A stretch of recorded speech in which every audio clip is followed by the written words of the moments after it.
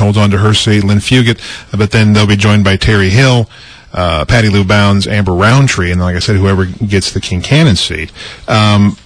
What are your thoughts on what we see from the school board over the next few months? Is, of course, Wednesday night we saw, the 5-year plan kind of pushed into effect with an emergency vote that people are still kind of questioning what the emergency was to actually why the vote was pushed through so quickly. What are your thoughts on that? Well, let's be honest. I mean, the superintendent controls the school board, tells them what to do.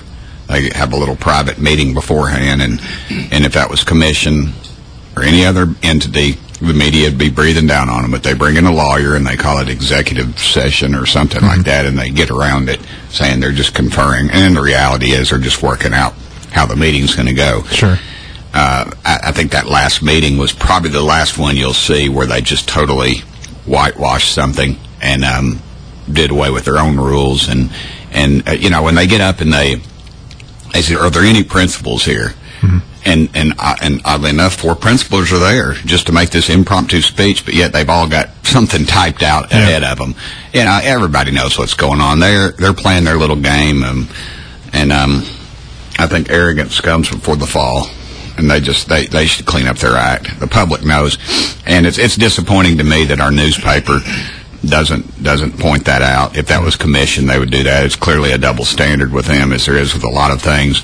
The big boys once again have knighted or ordained this bunch, and I think they're getting ready to see some other voices being heard. And these teachers, it's time in this community and then in this state, and I guess in this country, to quit bad-mouthing our teachers. Yeah. Of all the things that are wrong in this country, I mean, we've got veterans that can't even get health care. If they go down to Mexico and come back in illegally and claim themselves as illegal aliens, dadgummit, they could get health care and get an education and get a free cell phone. Sure. Probably a block of cheese, too.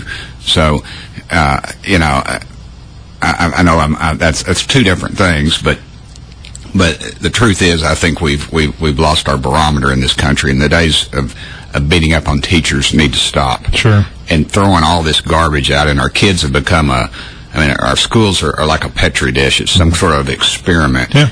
And these newfangled things, and they say, well, we need to be, these jugheads are saying we need to be more like South Korea. Well, let me tell you about South Korea.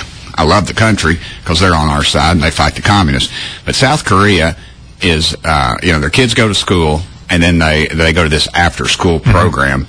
And some of those kids are there, they get home at 11, 12 o'clock at night. Yeah, their test scores are through the roofs, but their kids are little robots.